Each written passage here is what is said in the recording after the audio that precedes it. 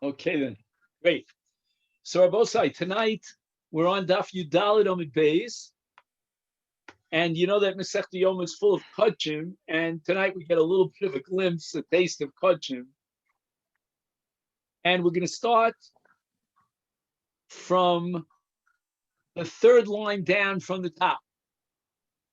So you're on Daf Yudalid Omid Beis, counting down three lines, and the last word in the third line begins a quote from the Mishnah. And the Mishnah says, in terms of what the Kohen Gadol is doing during these 7 days when he's training and he's practicing day by day for 7 full days, the avoda that he has to perform during Yom Kippurim, it says on the list, Maktir es haktores umetiv es haneros. So we're talking about haktores, which on Yom Kippur was a big, big deal, and the preparing of the menorah for the lighting. That's called hatava. Now, just by way of introduction to kodshim, and again, you'll accept my apologies if I'm just repeating what you know, seder is crucial. The Gemara will spend endless amount of time trying to prove and establish what the seder is, sequence, which comes first and which comes second. And the Gemara assumes that when we read a Mishnah, the Mishnah is very sensitive and very meticulous about the seder. And if you read our Mishnah, the Aktaras is first, and the Atavas Haneros is second. So the Gemara says, Alma, what we see from our Mishnah, is Ketores Bereisha, V'Hadar, and secondly, Neros. First they were Maktir the Ketores, and then they did the Hatavas HaNeros, preparing the lamps for kindling. And to be honest with you, in my mind, it makes 100% sense. I would have said this intuitively, because what's unique about the Neros is that it closes the day in the Beis HaMikdash. So I would therefore assume that Haktores comes before Hadlakas HaNeros. And the Gemara is not going to object to the Seder of our Mishnah based on logic or quoting some sort of a pasuk. The refutation is not a refutation at all. It's just a contradiction. The Gemara found the Mishnah elsewhere in Shas, in a Masechta called Tamid, and there in that Mishnah, the Seder is just the opposite. Instead of starting with Haktaras HaNeros with Haktaras Haktores and ending with Hatavas HaNeros, we're going to see that the sequence is reversed.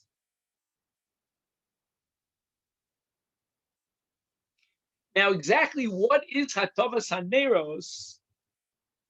I could just tell you that it involves Dishan HaMenorah, number one, to cleaning out the menorah, because the menorah has leftover wicks and some oil that's already been, it's kind of filthy. So that's called nikui. Nikui means cleaning out the receptacles that hold on to the oil and the wicks. Those receptacles are called, in the Lashon of Shas, bazichin. Bazichin really translates as spoons. But since it has a round shape and it's a receptacle, they use it to decide about the Hatavas HaNeros. And then the Ramban Shita is that Hatavas HaNeros is not just cleaning out whatever was left from the morning lighting, but also to prepare for the next lighting, which means you clean out the bazichin, you fill them up again, refill them with oil, put in new wicks, and that completes the process of hatava.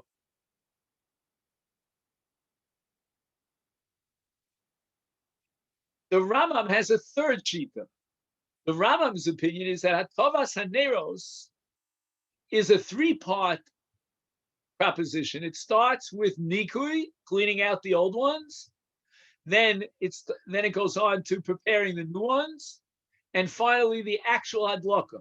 The Rambam has the hadlaka as part of the hatava. It's not two separate mitzvahs, but the Rambam, when he sees hatava, he identifies it as a three-stage process that culminates with hadlaka.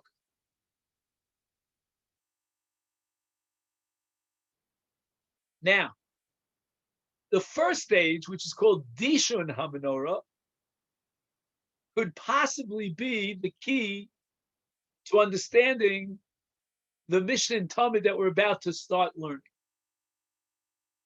What does it say in the Mishnah in Masechet Yoma? The Gemara says, Raminu, I have a stira, because the Mishnah in Talmud goes through the Seder Avoda of a daily basis from the morning, and it goes through what's called the pious. Pious means the lottery. There were many Kohanim who were serving in the Mikdash on any particular day. That was called the Beis Av, if you remember, we mentioned this in the past. And each Kohen wanted to be chosen, selected for the Avodah. So instead of fighting it out, they did a lottery, a hagrola. It's called a pious. Even today, we use that term in modern contemporary Israel. A pious. Now, in fact, on a daily basis, there were 4 such lotteries, 4 paisos. Each one was for a different aspect of the avodah in the Mikdash. And we're going to see from the various lotteries, each pious, the way it is sequentially ordered in the Mishnah and Talmud, what avodah came before which. Why? Because after each pious, they would announce the winning Kohen, who has the winning ticket, and then he would go ahead and implement that very avodah which he was lucky to win in the lottery, and then they went on to the next lottery. So it's pious avodah, pious avodah. And that's the way the sequence repeats itself throughout the day. So if your head is on straight here, you'll see that by analyzing the sequence of the pious, we can therefore understand the sequence of the avodah, because after each pious, the winning ticket, that lottery winner, would go ahead and implement that avodah. Now, this Mishnah in Talmud is very, very complicated, very long. We're only going to focus on part of it. And the Gemara quotes the part of the Mishnah that deals with number 1, Misha Zacha B'Payis. Okay, so we're talking about a gorol, and every morning there was a new gorol who would get to do the avodah. And the first gorol or pious was B'dishun Mizbeach HaPnimi. Okay, fine. So there's a Mizbeach HaPnimi, the inner Mizbeach that's in the Heichal, and that's where the Ketores was brought on a daily basis, and whatever ashes were left, they had to be cleaned out, and that was a big deal. Dishun Mizbeach HaPnimi. And a Kohen won the lottery, and he went ahead and he did the Dishun. Next, Misha Zacha B'Menorah. So now we get to the second stage, the second lottery, and that's what's called the Dishun of the menorah. You remember we said that Hatavas Haneros, Hatavas HaMenorah, is a multi-process, multifaceted process. The first aspect is Dishun, to clean up the Bazichin, the menorah, in preparation for the next lighting. Then it says, Misha Zocha b'Ktoras. So Haktoras Hamnero, Hatovas Haneros obviously comes before Haktoras. Why? Because it says Misha Zocha b'Menorah. Then he went ahead and he took care of the Hatovas HaMenorah because he had the winning ticket. And only then did they apply the next lottery, the next pious for the Ketores. So it means Hatovas HaNeros comes before Haktoras, which is exactly the opposite of the impression we got from our Mishnah here in Yoma, which first mentions Haktoras, and only subsequently mentions Hatovas HaNeros. We have a head-on collision.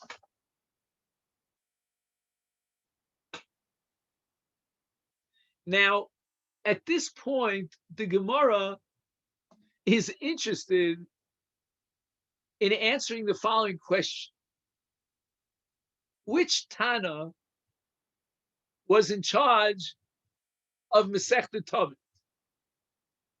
And you get the impression from the Gemara that Masechet Yoma was given over to some Tana who was an expert in that Masechta. And if you look at the next line of the Gemara, Amar Rav Huna man Tana Tamid, who is the Tana who taught us all the Mishnayos in Masechta Tamid? Notice, Rav Huna is not going to ask who is the Tana who taught us the Mishnayos in Brachos and Shabbos and Bava Metzia and Bava Basra, only with regard to Tamid. It seems that there was some expertise in the subject matter of Tamid, which has to do with the Avodah of the Mikdash, and Rav Huna is going to reveal to us who was that expert, who was in charge of organizing the Mishnayos in Masechet Tamid. It was Rabbi Shimon, but this is not the classic Rabbi Shimon that we know from all the Mishnayos. This is Rabbi Shimon Ish HaMitzpahu. He came from a high place called Mitzpah. Maybe he lived in one of the Yeshuvim in Mitzpeh Yericho. I don't know where, but he came from the Mitzpah. And the reason why Rav Huna believes that Rav Shimon Ish Mitzpah was the author of Masechet Tamid is because very often the Braisos that deal with the same subject matter of Masechet Tamid quote this Rav Shimon Ish HaMitzpah. And therefore, when we learn Masechet Tamid and we attribute that which is written in Masechet Tamid to this Rabbi Shimon, Enochinami, Rabbi Shimon was of the opinion, that Haktores would take place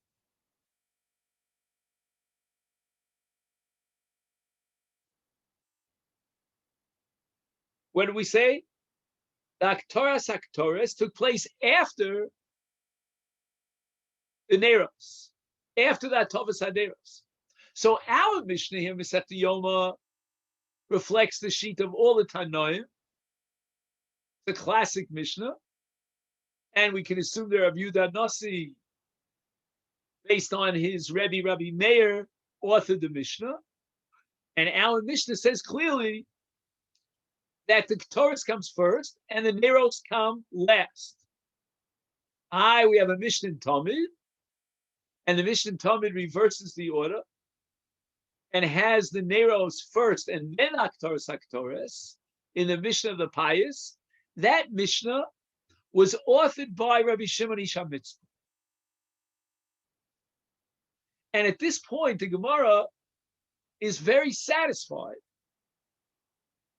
to reconcile a contradiction by saying these are two different Tanoim. We don't know at this point what they're arguing about. What is the fundamental point? Why should the Neros come first? which is the opinion of Rav Shimon Ish Mitzvah and Talmud. Why should the Ketores come first, as reflected in our Masechet Yoma? We're not up to that yet, but that's going to come around the bend. The Gemara is not happy because of a different Mishnah in Talmud, and that Mishnah in Talmud clearly contradicts the view of Rabbi Shimon, not with regard to our question, mind you. This Mishnah that we're about to learn in Talmud has nothing to do with the Mishnah that we were learning until now about the pious and which came first. The menorah came first and then the Ketara second. There's a different issue that came up in another Mishnah in Talmud. What we're going to try to prove is that the expressed view of the Mishnah in Talmud that we're about to learn could not be reconciled with Rav Shimon. And therefore, the Gemara is going to reject Rav Huda's premise that the Mishnayos in Talmud were authored by Rabbi Shimon. But Ibcha Shaminale, we heard just the opposite.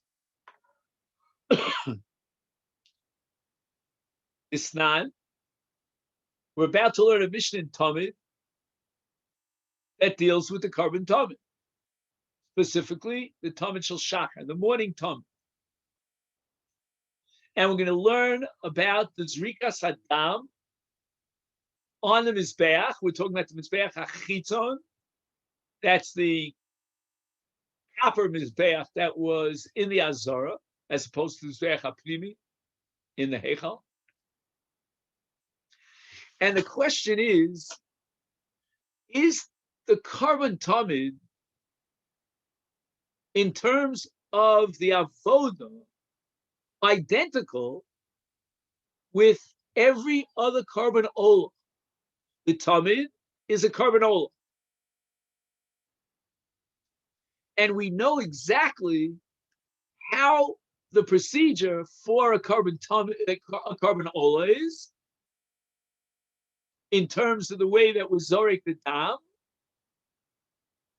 but we're not sure, and on this we'll have a debate, is the procedure for the Talmud, insofar as it's a carbon olah, identical with every other carbon olah? Or is the Talmud subject to a unique seder of what we call zrika? Now, the key concept that we need to understand this Gemara is called Shtayim Shein Arba. What does that mean, Shtayim Shein Arba? The Mizbeach, you know, is a square. So it has east and west, north and south, 4 corners. The Zrika of a carbon olah has to touch on all 4 sides of the Mizbeach. But we don't need 4 Zrikas for that. All we need is 2. Why? Because we're going to pinpoint 2 90-degree angles, what's called in Hebrew a zavit. And when the Kohen applies the dam to a zavit, he is in effect allowing the dam to flow down on 2 different sides of the Mizbeach. So therefore, Shtayim Shein Arba, if we identify 2 different corners, then we have the dam on all 4 sides. And these 2 corners will be parallel. You have a straight line across, what's called a loxon. Now, there are different ways of setting this up, meaning I could choose theoretically any 2 zavios that are zeh keneged zeh, and I've covered all 4 sides of the Mizbeach.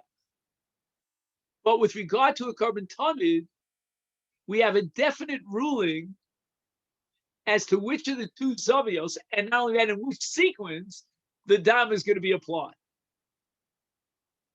So we have two matanos, meaning two zrikos, sheina arba, because they're going to split from that zavis and spill and fall over two different sides of the mizbeach. And that's going to cover all four sides of the mizbeach. So where does the Kohen start? Bolo, he starts, Keren means a zavis, Mizrachis Tzfonis. Now, in order to appreciate Mizrachis Tzfonis, again, if you have a picture of the Mizbeach in front of you, you don't need a picture, but it just helps me personally. And it works like this.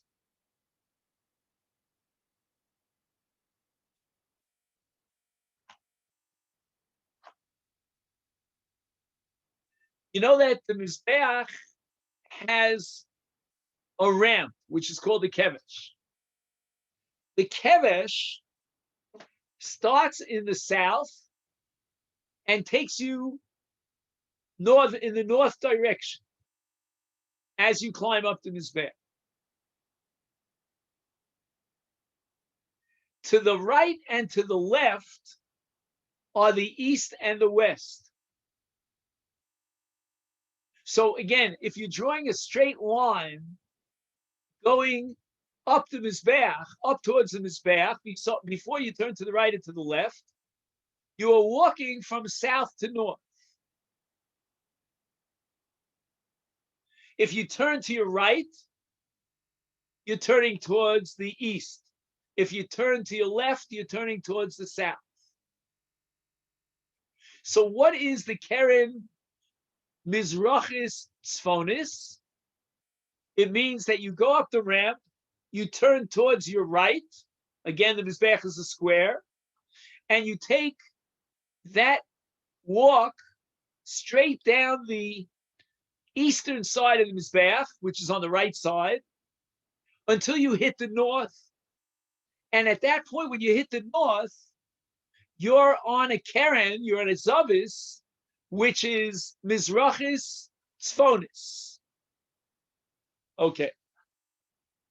Now what happens? He does the Zrika, Mizrachis Tzfonis. And the Mishnah in Talmud actually spells this out. It says, no saying Mizracha Tzafon. In other words, he has to aim that the Zrika should go Mizracha on the right side and spilling over on the north side, because he's at the corner where the two sides meet, the Mizrach and the Tzafon. Then what happens?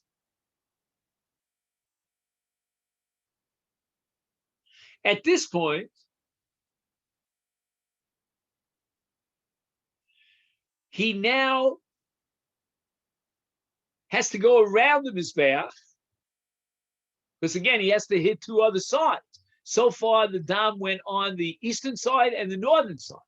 It hasn't yet gotten to the western or to the southern side. So now he wants to go to the southwest. Now watch what happens. If he's going up towards your right, that's Mizrachis. Till he gets to the top, he makes a left turn, Tzfonis. Now he goes through, meaning the whole line of the northern side of the Mizbeach, the Tzfonis. And now he turns to his left, and he's going from Tzafon to Doron, and he's on the western side of the Mizbeach. Did you follow? He started on the right side, which was the east, traveling up towards the north. Then when he finished the north, he turns towards the south. And now he's on the western side of the Mizbeach, which is exactly opposite the eastern side. So he passes the northwest, turning downwards, in the same direction he came in, south, until he hits that corner of the Mizbeach, which is on the southwestern side. That means that when he does his zrika at that corner, at that angle, he's going to cover both the west and the south. And now there's dam on all four sides. The only thing that's peculiar here is that when he walks around the Mizbeach, he passes the northwestern corner, if you follow me. Because again, he's traveling along the north, and then he turns to his left going south, but he passes over a corner. That's even true when he began his trip, because he started on the eastern side, but on the southeast, and then he's going north. Okay. Getting back to the Mishnah, and the Mishnah says, Nosei Mizracha Tzfona, and then Ma'aravis Dromis V'nosein Ma'arava Droma, on the west and south, meaning southwest. So this is a fulfillment of the Matan Domim of a Karban Ola, and the Mishnah in Tamid clearly indicates that Tamid is no different than any other Karban Ola. It's a Karban Ola, and will follow the same procedure as we outlined it now, that in the case of a Tamid, as we would do in the case of any other Karban Ola. That's the Mishnah in Tamid. However, Tani Allah, we have a Brisa that was addended to the Mishnah, and it quotes Reb Shimon Ish HaMitzvah. Mishana. Mishana means he changes the sequence of the Zrika Sadnam. How so? B'tamid. Tamid is different than every other Ola. Mishana b'tamid. That's the key phrase. Mishana b'tamid. You got in a Tamid, we got to do it differently. The Gemara later on is going to derive this from Psukim. He starts exactly as the Mishnah in Tamid had mandated it. Mizrachis Tzfonis, Nosei Mizrachis Tzfona. But then, when he passes on the west, right, straight across from the east. He's now at the northwest, and as we said, he turns now south. From northwest, he's turning south. Says Rabbi Shimon, at this point, Nosein Marava, he should put dam on the western corner, the Achakaf Nosein Droma. In effect, according to Reb Shimon, there are three zrikos. One zrika is when he goes all the way up north from the east, at the northeastern corner, turns to his left, and reaches the northwestern corner, and he does a zrika at the northwestern corner. Then, turning south, he gets to the southwestern corner, and he does another zrika. And all this is based on Reb Shimon, who holds that the zrika of the Karban Tamid is different than a classic Ola. And as I said before, the Gemara is going to derive this from Psuki. Now, just for your edification, if you're interested, there's something called a chut hasikra, which is a red ribbon or rope that went around the middle of the Mizbeach, like a belt that separated the top of the Mizbeach on the outside of the Mizbeach from the bottom. And all these zrikos are on the lower part, meaning below the chut hasikra. And even though it's not so relevant today, trust me, if you're going to stay with me for Masechet Yoma, it's going to be very relevant as we go along. So just remember that there's something called the chut hasikra, and the zrikos of all the karbanos were done, with the exception of achatos, but on the lower part, below the chut hasikra.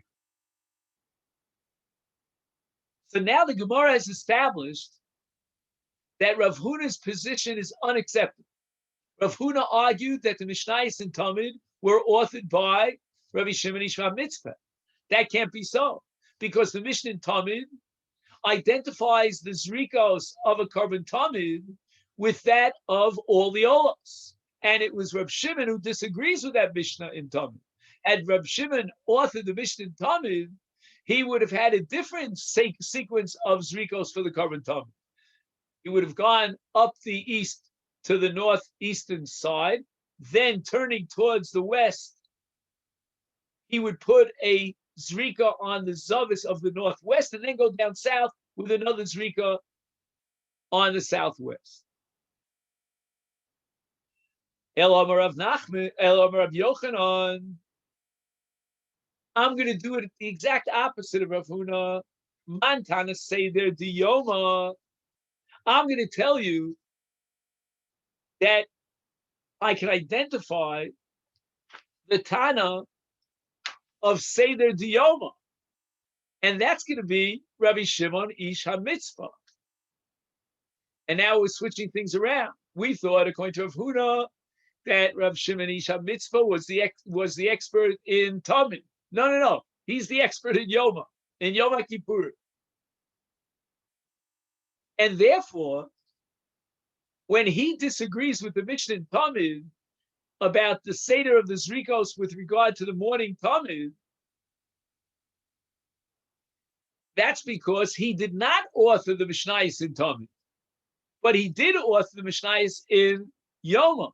And if you have a stira between the Mishnayos in Yoma and the Mishnayos in Talmud, then the Mishnayos in Talmud were written by and reflect the shitos of all the Tanoim, whereas the Mishnah in Yoma reflects the unique position of Reb Shimon Ish HaMitzvah. So we didn't change the names, we just changed the location, so to speak. Which Masechta was Reb Shimon the Balabas over? He wasn't the Balabas on Talmud. That couldn't be, because the Mishnah Talmud, in terms of the Seder of Zrikas HaTalmud, contradicts Reb Shimon. He was the Balabas of Yoma. So now, according to Reb Yochanan, we can reconcile the two Mishnayos, the Mishnah here in Yoma with the Mishnah in Talmud. The Mishnah here in Yoma insists that Haktaras comes first, and then Atavas Haneros. That reflects the sheet of Reb Shimon Ish HaMitzvah, whereas the Mishnah in Talmud has it in the reverse, and we begin with Hatavas Haneros, and we complete it with Haktaras. That reflects the sheet of the Chachamim, and the Mishnayos in Talmud were authored by the Chacham.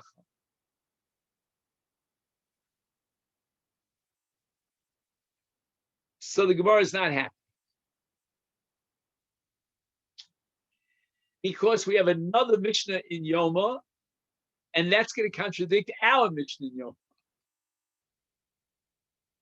Now, until now, we've been learning about the pious and the lottery that took place on a daily basis and is recorded in the Mishnah in Talmud.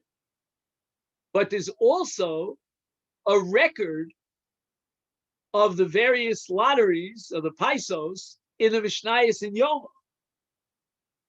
Rami Seder Yoma. The Gemara says I have a contradiction between our Mishnah in Yoma and a later Mishnah in Yoma. This later Mishnah in Yoma is on Daf Chaf Hey, about 11 blot later.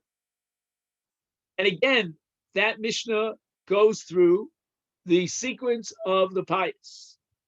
Pious Hasheni, right? As I said before, there were 4 Paisos that took place daily in the Mikdash. And now we're up to the second pious. Again, the Mishnah goes through all 4, but we're going to focus on the second and the third. Now, there were 13 different avodos in the Beis HaMikdash on a daily basis that had to be lotteried off. And amongst them is Mishochet. We're talking about the korban Talmud. Who gets the special schus to shecht the korban Talmud? Mi Zorek. The Shochet was not the Zorek. And again, all this is to give every single Kohen, or at least maximize the number of Kohanim who can get involved in the avodah. There's a lot of ethics in Masechet Yoma in terms of the avodah.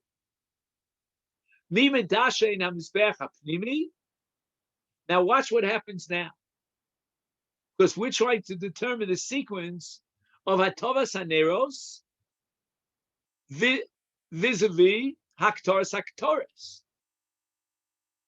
And right after Shchita Zrika Dishun, we have Medashin Es HaMenorah, which is Hatavas Haneros. Hatavas HaMenorah starts with this introduction, preparatory stage of cleaning out the Masechet, as we mentioned earlier. And then Mimala Haivarim Lakevesh, there was someone who was in charge of bringing the emurim that have to be burnt on the Mizbeach up the ramp. And this was all part of the Pais Hasheni. Now, after the Pais Hasheni was finished, and we divvied up these 4 avodos that are mentioned here, Shchita, Zrika, Dishan, Mizbeach, Dishan, Menorah, then each one of the appointed Kohanim who won the lottery, respectively, would go ahead and do his avodah.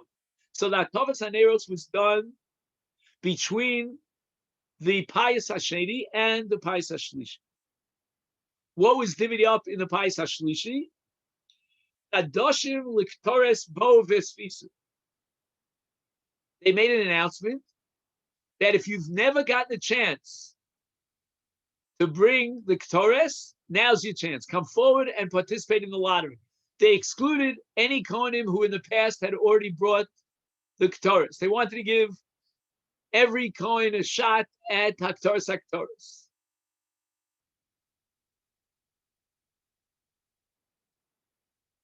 In any event, one thing is clear. They've already done Hatavas Haneros. And that was part of Pais Rishon. And only after they completed all the avodah that was divvied out in the first lottery, which means the Shchita and the Zrika and the Holacha and the Hatavas Haneros,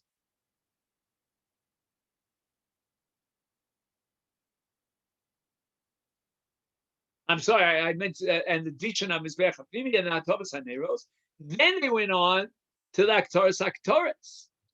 That's the exact opposite Seder of our Mishnah. In the sequence of our Mishnah, we have Ketores first and then Hatavas Haneros second. In the Mishnah later on in Daf Chaf Hey, we've already completed the Hatavas Haneros before we even got to the Pais Hashlishi for the Haktaras Haktor. And now Rabbosai, at this point, we are going to enter into the world of Hatavas Haneros. Very complicated. How many Neros were there in the menorah? There were 7 Neros. And we're going to divide them up into 2 categories, 5 and 2. We're going to start with 5, and we're going to leave 2 for after our break. We're going to take off sukkah. Again, the afsukah is not for a cup of tea and biscuits. It's for another avodah. So we're going to have Hatavas Chamesh Neros, an avodah, and then Hatavas Shtei Neros. It's the most bizarre kind of operation. Why would we wedge another avodah in the middle of that Hatavas Haneros? Abosa, we realize that something very big is going on over here. We don't know what it is yet. But the big question is, which avodah is going to be the afsukah? Again, it's not tea and biscuits. So what are we doing, and what is the avodah that wedges between the hatava of the first 5 neros and the hatava of the last 2 neros? Omar Abaye, lo kash. I am going to reconcile the 2 Mishnayos in Masechet Yoma, our Mishnah with the Mishnah later on. How so? In our Mishnah, kan atovas shtei neros. That's at the end of after the 5 avoda and then 2. And in such a case, Abai says, you know what's going to come as an avoda between the 5 and the 2? Haktoras. And that's why our Mishnah has hatovas haneros last. Why? Because our Mishnah is referring to the last 2 neros. Haktores will follow the first 5, but it will come before the last 2. So when Aktaras HaNeros is listed first in our Mishnah, and then when Aktaras is listed first in our Mishnah, and then Hatovas HaNeros, we're referring to the last 2 neros. Kan Ba'Tovas. Now Kan, right? He starts with Kan. So the first Kan is our Mishnah. The second Kan is the later Mishnah, Ba'Tovas Chamesh Neros. That refers to the first 5 neros. And that's why the Mishnah later on has Hatovas HaNeros first. They had a payis in the payis sheni, and there was a Kohen who won the winning lottery. He did the Hatovas HaNeros, and then the second, which is the third lottery, some Kohen gets the Haktoras. Why? Because here we're talking about the first 5 neros. The Hatova, the first 5 neros, took place within the context, the framework of the first pious, meaning the earlier pious, I mean to say. It happens to be the second pious, but the earlier pious. He went ahead, this Kohen who won the lottery, and he was mated 5 neros, and then they brought the Ketores. So that Hatovas HaNeros, in terms of pious, comes before Haktoras, because first we have to light the first 5 candles. Again, that's the Rambam Shita, or the other Rishonim say at least prepare the lighting of the 5. And then we do the Haktoras, the wedge between the first 5 and the last 2.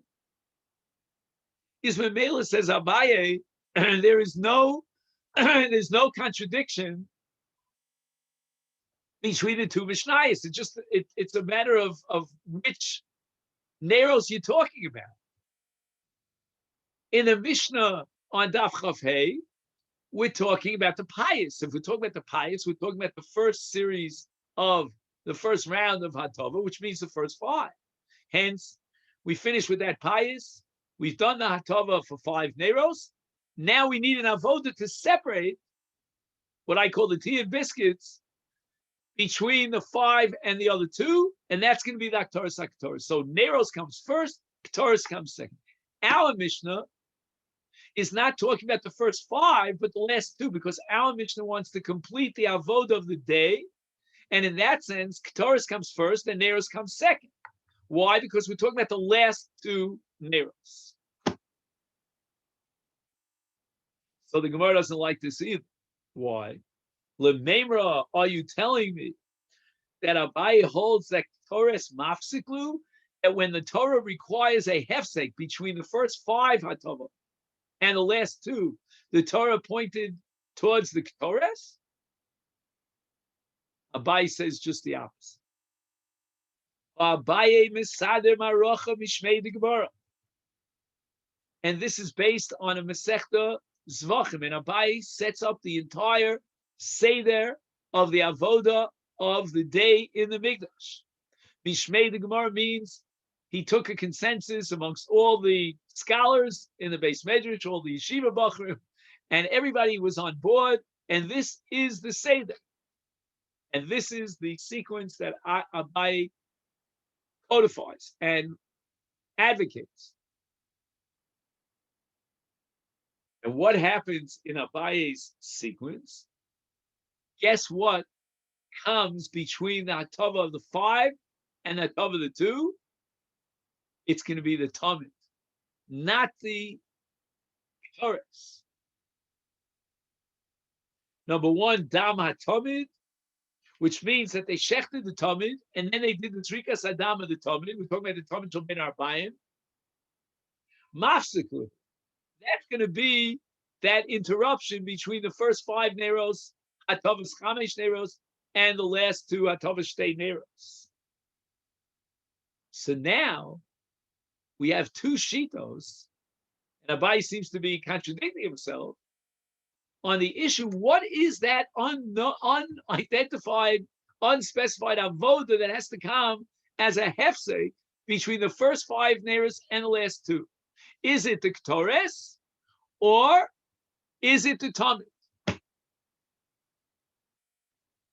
Now Abaye just went out of his way and tried to reconcile the 2 Mishnayos in Yoma by saying that the Ktores was wedged in between the 5 and the 2. And that's how he explained that our Mishnah is referring to the last 2, and the Mishnah later on is referring to the first 5. But in both cases, the Mishnah has the same identical sequence in which the wedge in between the 5 and the 2 of Hatava is the Ktores. But Abai himself, when he testifies as to the Seder Maracha, he has not Ktores in between the 5 and the 2 neros, but rather Tamid. And this is a major issue. What is that avoda? The unidentified avoda. It's behind the door, and the Torah didn't specify. The Torah tells us in a general sense that there is an avoda that comes in between the middle of the Hatava. The Torah didn't tell us exactly what it is, and that's going to be a major machlokas between the Chachamim and Abba Shol. Amri Lokash. The fact that Abaye seems to be riding on 2 different donkeys over here. You know, he's on the one hand he's saying no, the Torahs came in between, and the other hand he's saying that it was the Tamid that came in between. Lokash, ahi li Abba Shol, ha l'Rabbanan. The Seder Avoda of Abaye, Mishmei the Gemara, reflected the shita of Abba Shol. I don't know why. So don't ask me why. This is very confusing to me. Because Abba Shol is what you call a Das Yochid. He's the dissenting view against the Chachamim. So I'm not sure why Abaye, which made the Gemara, advocated the Seder Maracha reflecting the shita of Abba Shol. That defies my understanding. If anybody has an answer to that question, please let me know. Our Mishnah, which has the Ketores in between. And when I say our Mishnah, I mean both Mishnahs. The Mishnah here on Daf Yudalit, as well as the Mishnah later on in Daf Chaf Hey, they are reflecting the Shita of the Chachamim, that it's not the Tamid that comes in between, but rather it is the Ketores.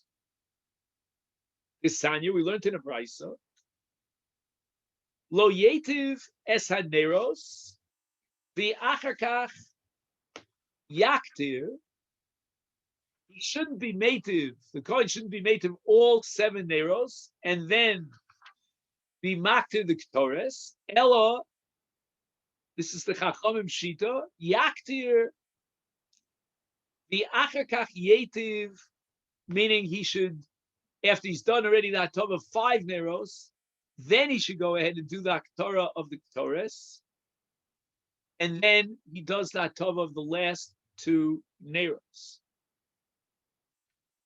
So he shouldn't rush the job and try to finish the entire Hatov of all 7 neros before the Akatara, but of the Akatara of the Ketores, but rather he should do only 5, then do the Ketores, and then do the last 2. Abba Shol Omer Meitiv v'achakach makti. According to Abba Shol, the Ketores will come after the 7 Hatov. We need a mafsik. That mafsik is going to be the Tamid, the Zrika of the Korban Tamid. That's going to separate the 5, the first Hatov, and the second, the last 2 of that Hatov. My time at Abba Shol. Where did Abba Shol come up with his theory that let the Kohen finish all 7 neros and then do the Ketores?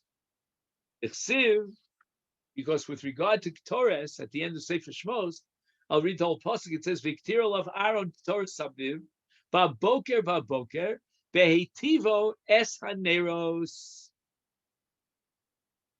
And then the next word in the pasuk is yaktirenu. In other words, if you read the pasuk carefully, the sequence of the pasuk indicates that Aktavas Haneros is first and Aktoras is second, which means that you finally completed the entire the entire Hatava of all 7 Neros. And then Betivas Haneros, then the Torah says Yaktirenu, then you burn the incense on the Mizbech HaPnim. Again, we haven't answered another question. So what will separate the 5 from the 7? And that's going to be the Talmud. That we're going to have to wait for, maybe not tonight, maybe for next week. Now, the Rabbanan are in a bind over it because the Rabbanan hold that the Ketores will come before the Neros, at least before the last 2 Neros, and wedge between the 5 and the 2. And yet the Torah sequence is quite clear. It's Beitivas Haneros, and then Yaktirenu, then you bring the Ketores. And here we turn to Daf Tesvav. And the Gemara answers, Be'idan Hatava Tehei Maktir Ketores. Meaning, during the period of time that he's involved in Hatavas Haneros, that's when he's going to burn the Ketores. So that while he's involved in Hatava, you'll see the pillar of cloud from the Ketores shooting up towards the heavens. Very romantic scene over here, very dramatic scene. So it's clear that according to Chachamim, the way you read the pasuk is that there's got to be Neros at the time of the Ketores, and therefore, at least part of that Tava should be done after the Aktoras, which is the Tava Shnia of the Shtei Neros Achronim. And I'll prove it to you, says the Chacham. The Elo Tema Hachi, if you're not going to agree to me, that the Ketores is done after the end of Natavas HaNeros, Imkain, if so, I'm sorry, Elo Temachi means if you don't agree with me, but rather you insist, as Abba Shaul does, that Haktoras comes at the very end, after he did all the Hatov, he's completed the Hatov of all 7 Neros. Imkain, if that's be the case, then that same pasuk that we quoted earlier with regard to Haktoras, Bein Arbayim, and that Haktoras has to take place Bein Arbayim towards the evening, the Chsiv, it says with regard to the Ketores, Ubalos Aronas Haderos Bein Harbayim Yaktirena. He's got to be Maktir the Ketores Bein Harbayim. Is Hachinami? Are you going to interpret that Bereisha Madlik Neros, that first he should light the Neros, right? Because it says Balos Aronas Haderos, and then Hadar afterwards Maktir Ketores Shel Bein Harbayim, and the Chacham are going to prove that that's an untenable position. So again, what the Chacham are saying is that if you're going to learn the Psukim as if the Torah is specifying the order, first X and then Y, then you're going to have to be consistent and do that with regard to the pasuk that indicates the relationship between the Adlokas Haneros and the Aktoras, and the pasuk, the way you're reading it, is going to tell me that first comes Adlokas Haneros, and only afterwards comes Aktoras. And if you tell me that's true, Vasadi, we learned to the Brisa, and the Brisa is addressing the mitzvah of Adlokas Haneros, and the Torah says, Yarocho so Aaron ubana me erev ad boker, Teila midasa, shetei dolekes v'holekes kol alayla me erev ad boker. That when the Torah says me erev ad boker, it means you have to put enough oil in the lamp so that it'll last from erev until the next morning. Dover acher, me erev ad boker, Ein lecha avoda shekshera me'erev ad boker ela zu, meaning the last avoda of the day is going to be the avoda of the neros. That's going to close the day in the Beis Hamikdash. Now, if that be the case, let's go back to the pasuk about los Aaron es haneros bein arbaim yaktirena, which sounds like the neros comes first and the Ketores comes second, but that can't be because we're saying ein lecha avoda shebimikdash sheksher me'erev had boker elahi, which means that the end of the day, leading up into the morning of the next day, is going to be the neros. So that's at the end of the day. Ella, therefore, when we go back to the pasuk of Balot Aronis Haneros Bein Arbaim Yaktirena, my Kamer Achmana, what does it mean? Be'idon Hadlaka, during the time of Hadlakas Haneros Tehei Maktir Ktores. That's when the Ktores is being burnt, which means that the Ktores is now going to be wedged in between the first Hatavas Haneros and the last. The Neros are going to be lit, and the Ketores and the Ashan, the Amud Ashan, is still going up towards Shamayim. Achinami, here too, in the pasuk that we were dealing with, Baboker, Betivas Haneros Yaktirena, what it means is Be'idon Hatava Tehei Makta Ketores.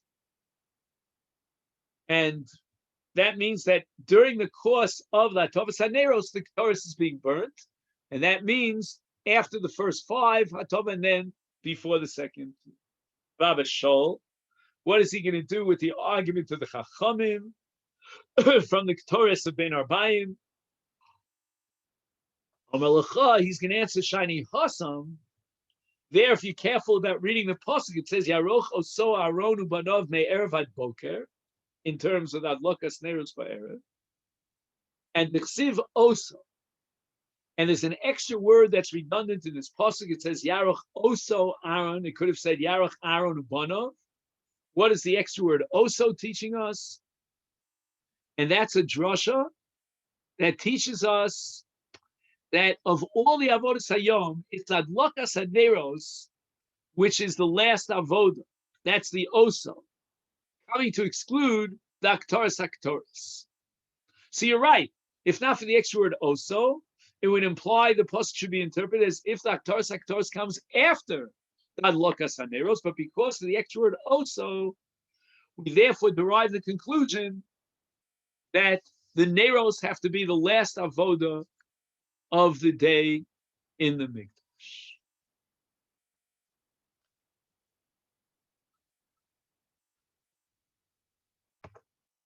Gemara says, "Ein lecha avoda shekshera me'erev ad boker el zo bilvad." What does that mean with regard to the Adlokas Haneros? Ein avodos hayom ksheros liachar leosos liachar Hadlokas Haneros. And what's unique about Hadlokas Haneros is Me'erev Ad Boker, that teaches me that you should do the avodah of Hadlokas Haneros last of all the avodos at a moment that's close to Erev, to the closure of the day. And yet it says Me'erev, which means that it's already right before Shkia. And Lotas Achreha Shum Avoda Me'avodas Hayom Ad HaBoker Shel Machras. Once you lit the last of the Neros, no other avoda until the boker, till the next morning. Is muchrach Aktores so ben arbayim kodemes ladlokas neros b'ba'eret. If the adlokas neros is the last of the avoda, then it must be Aktoras. Aktoras comes before. And when we read the pasuk about Lotz Aaron and Saneros ben arbayim yaktirena, it's not telling me that the Hadlokas Neros comes first, but rather the Idon, the Hadloka, at the time that there is Hadlokas Neros, Tehei Maktar, you've already got the Ketores burning on the Mizbeach. And Hochanami, the pasuk Baboker V'Tivas Haneros Yaktireno, is also talking about Hatavas Haneros Baboker And it means that during the Hatava, there should be a Ketores burning. So we're not going to delay the Aktaris until after we finish the Hatavas Haneros. Rather, we'll be Maktir, the Ketores, Ein HaTavos, in between, wedged in between, as the Gemara is going to explain later on. So let's just make a note of what we got up to. We're up to Rav Papa Omar. Make a note of it.